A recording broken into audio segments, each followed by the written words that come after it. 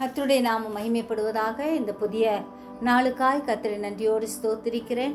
இந்த புதிய நாளின் தியானத்துக்காய் எடுத்துக்கொண்ட வசனம் சங்கீதம் 48:14 வசனம்.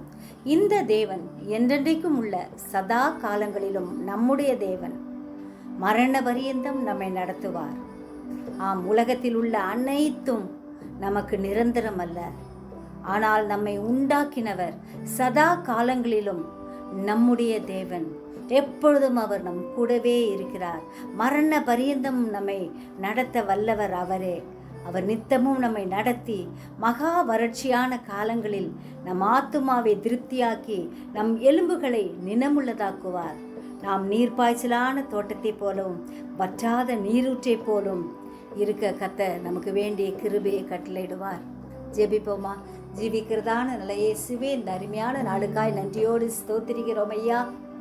சதா காலங்களிலும் எங்களுடைய தேவன் எங்களோடு கூட இருந்து எங்களை வழி நடத்துகிறபடியால் நன்றியோடு ஸ்தோத்திரிக்கிறோம். எங்களில் இருக்கிற நீர் பெரியவராக இருக்கிறபடியால் ஸ்தோத்திரம். எங்களுடைய வாழ்க்கையில் பெரிய காரியங்களை செய்ய வல்லவராக இருக்கிறபடியால் நன்றியோடு ஸ்தோத்திரிக்கிறோம் ஐயா. ஆண்டவரே, எப்பொழுது எங்களை நடத்துகிற கர்த்தராய், கண்மணி போல எங்களை பாதுகாக்கிற தேவனாய் இருக்கிறபடியால் நன்றி.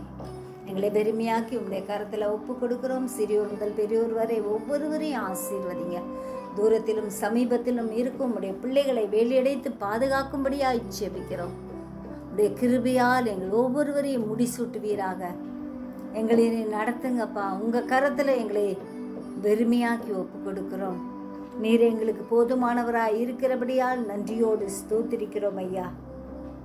எந்த நேரத்திலும் எங்கள் ஆத்மாவை திருப்தியாக்குகிறபடியால் நன்றி. ஆசீர்வதியின் வழி நடத்தும். இயேசுவின் மூலம் ஜெபங்கேளும் பிதாவே, ஆமென்.